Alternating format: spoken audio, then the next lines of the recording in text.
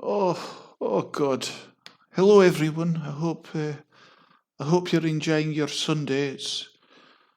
It's Sunday evening where I am, nighttime really, and it's quite depressing because it means that the weekend is coming to an end and Monday morning is around the corner. Although I won't get up until Monday evening, so I guess that's a positive. I won't have to confront the Monday morning downer. I'm just looking here on social media. I can't believe what I'm seeing here. A woman, I think it's over in America, called Sheila Hendrix. She used the N-word, okay? The N-word. Okay, someone in the live chat is asking me to explain what the N-word means. What does the N stand for in N-word? I think you're trolling. I think you're trying to get me channel taken down. You'll have to look it up yourself. You'll have to do a bit of research. It's much too dangerous to use the real word. That's why we use N-word instead, because it's less offensive to a certain racial group. A certain racial group that has been... how can I put this in a nice way? In a kind of clean way that won't get me into trouble. It's offensive to a racial group because another racial group taught the racial group that it was offensive. Apart from that, they wouldn't have a clue about it. They wouldn't care. They wouldn't give a damn. They wouldn't give a damn. But the kind of interfering rat-like race that teaches them tricks, they're the ones that are behind all this, really, but we shan't go there. We shan't go there. So, N-word, do a bit of research and you'll find out yourself what it means. And good luck with your research. Good luck with your research. So, anyway, getting back to this Shiloh Hendrix, she's due to make $1 million because she used the N-word in public. So I was thinking to myself, that's absolutely incredible that she's getting that money. And then I thought, maybe I could make $1 million. So I've set up a fundraiser. It's I've registered the website. It's www, that's World Wide Web, www.millennialmoans.scotland.edu.com.shop. Okay, so hopefully I can get $1 million. The fundraiser is for me to buy extravagant items, collector items that won't be worth anything in the future, but items I would love to have in my apartment, and I'd be able to look at them and touch them and things like that. So that would be great. But yeah, anyway, I watched the video of the Hendrix woman, like it was in a park, and I just thought to myself, it just shows you how humanity is being torn asunder, because children's parks are places of frivolity and fun and gambolling and just having a nice wee time. And it looked like it was very heated there. There was a lot of tension. The guy who was recording it was Somalian, I believe, and I don't know why he was in the park. Perhaps he was in the park with his 15 children. I just don't know, but he was there and he was confronting the Hendrix woman, saying that she said something. She said the N-word, and then she started using the N-word, and he said that she'd get into trouble for that. It would be all over the internet. And I was just watching this. I was baffled, I was really baffled. I was thinking, why can't people just get on? Why can't we just be nice? She should now have said the word. It's a hurtful word. Allegedly she said it to a little fella. She said it to a little fella, and she claims the little fella was robbing her bag. Stealing stuff, and that's why she used the word. Whether a little child is stealing, the keys to your BMW, whether a little child is breaking the windows of your house. You don't call them names. They're just children at the end of the day. Now, on the other hand, the guy, the Somalian who was at the park, he probably shouldn't have taken out his phone and started recording it, trying to get her into trouble. Let's just get along, people. Let's just get along.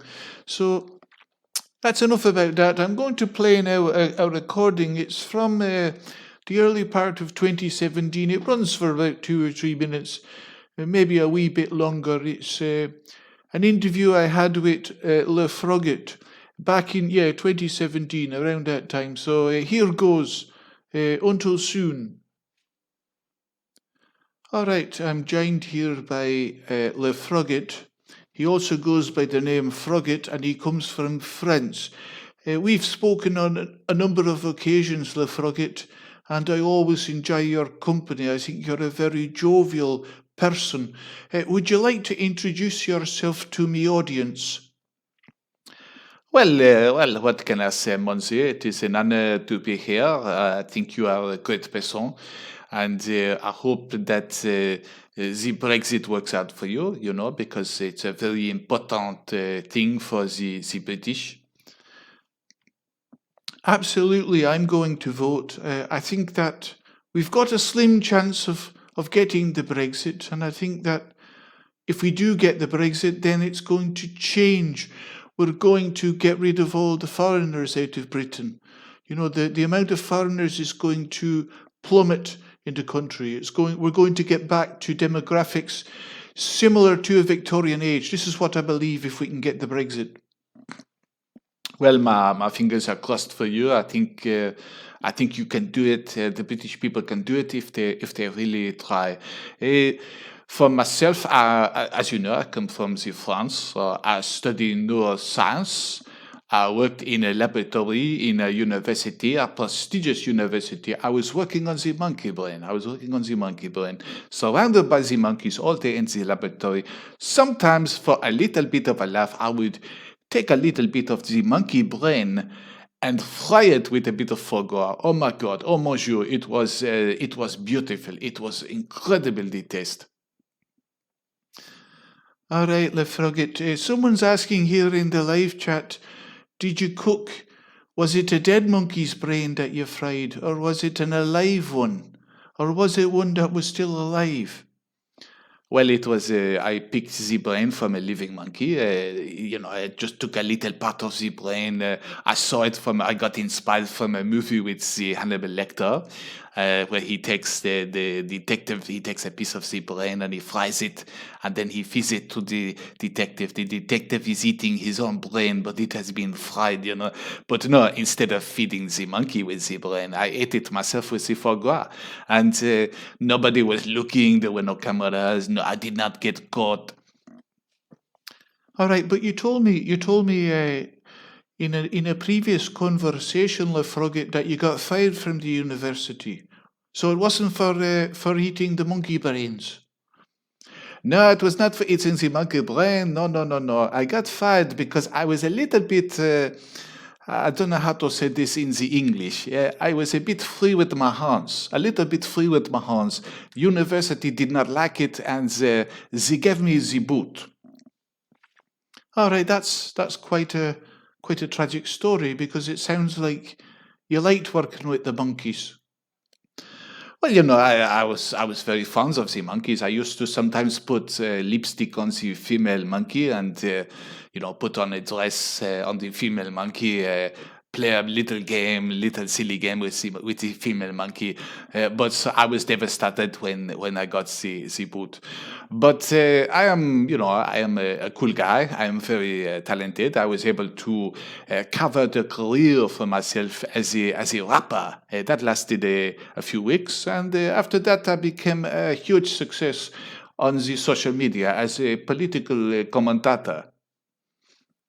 Absolutely, and I think you're doing a great job with your analysis of political events. And that's how I came across you, because you were talking about Brexit. And, that's how I came across you. Do you think Millennial MOANS that once you have the Brexit, do you really think that they will send the foreigners packing? Do you really believe that? Well, I do actually, and it's I don't usually make predictions, but I think this is one that's definitely going to come true. I think once we get the Brexit, in a matter of 6 months, even if they were born here, the foreigners, they'll all be going back to their countries. Well, I tell you something, Monse. I disagree with you because I think I have a prediction for you. I think in a number of years, 5, 6 years, you will have your first Pakistani or Indian subcontinent prime minister. What do you think of that?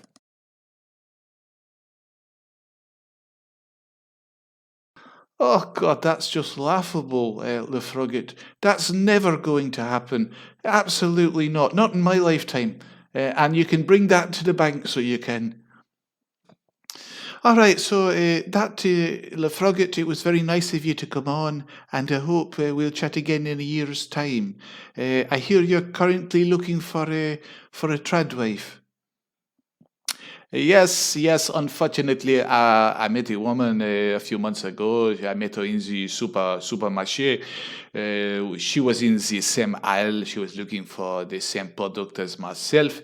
And we got talking for about 6 minutes. And I said to myself, this is the woman for me. This is the woman of my dreams. But it turned out her parents found out that I got her number, and they found out I was trying to get her to move in with me to get them married.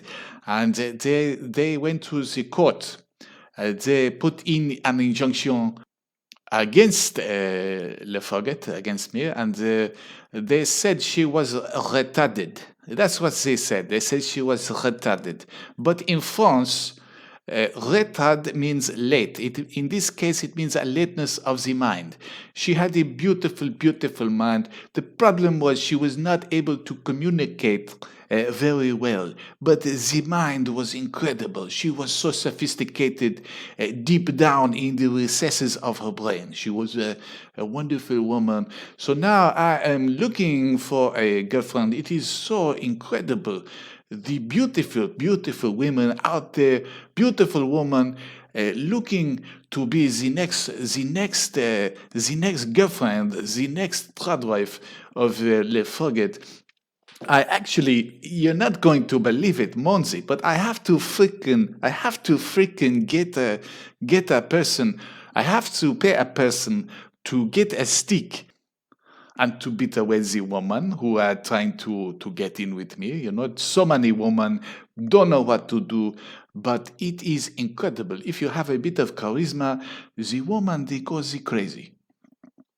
All right, well, I do. That's just adorable what you're saying there. It sounds absolutely adorable. All the women there in France trying to get with LeFroggitt. And yeah, I understand your dilemma. I've experienced it myself many a time. So I do wish you luck in your endeavours, and I do hope that you can find your tradwife, the tradwife of your dreams.